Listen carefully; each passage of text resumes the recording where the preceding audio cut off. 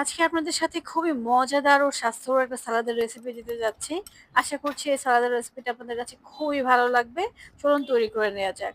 প্রথমে সালাদের জন্য এখানে আমি নিয়ে নিয়েছি ২ টা শসা, ২ টা টমেটো, ১ টা ক্যাপসিকাম আর হচ্ছে ১ টা গাজর। এগুলো খুব ভালোভাবে ধুয়ে ছুলে নিয়ে কেটে ছোট, ছোট টুকরো করে একটা সাইডে রেখে দিচ্ছি। এদিকে একটা চিকেন ব্রেস্ট পিস আমি নিয়ে নিয়েছি।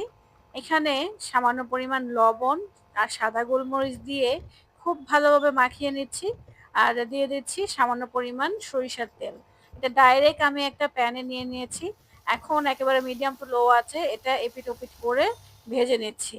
ভাজা হয়ে গেছে। এখন এটা ছোট, ছোট টুকরো করে একটা সাইডে রেখে দিচ্ছি।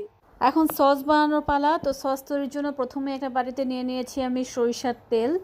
দিয়ে দিচ্ছি চিলি ফ্লেক্স সামান্য পরিমাণ, দিয়ে দিচ্ছি সাদা গোলমরিচের গুঁড়ো সামান্য পরিমাণ, দিয়ে দিচ্ছি চাট মশলা, সেই সাথে দিয়ে দিচ্ছি বিট লবণ, দিচ্ছি স্বাদ অনুযায়ী লবণ, এখন দিয়ে দিচ্ছি চিনি, আর দিয়ে দিচ্ছি ফিশ সস সামান্য পরিমাণ, দিয়ে দিচ্ছি ম্যাগি সস সামান্য পরিমাণ, আর দিয়ে দিচ্ছি ১ টুকরো লেবুর রস,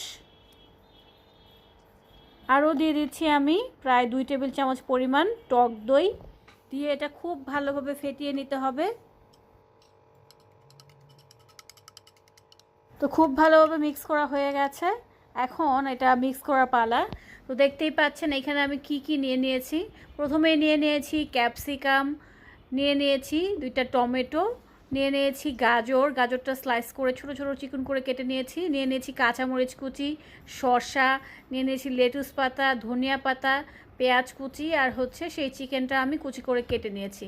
আর এদিকে আমাদের সসটাও রেডি। তো চলুন সব কিছু এখন মিলিয়ে নেওয়া যাক। তো উপর থেকে সসটা আমি খুব ভালোভাবে মিলিয়ে তারপর ঢেলে দিচ্ছি, আর আলতো হাতে সব কিছু মিক্স করে নিচ্ছি। আর এই সালাদটা মিক্স করবেন আপনারা একেবারে খাওয়ার আগ মুহূর্তে, না হলে কিন্তু এই সালাদ থেকে পানি ছেড়ে দেবে। তো মিক্স করে নেওয়া হয়ে গেছে, দেখতেই পাচ্ছেন। তো এক্সট্রা স্বাদের জন্য আমি দিয়ে দিচ্ছি বাদাম। প্রথমে দিয়ে দিচ্ছি মিষ্টি কুমড়ার বীজ, দিয়ে দিয়েছি কাজু বাদাম, পেস্তা বাদাম আর কাঠবাদাম।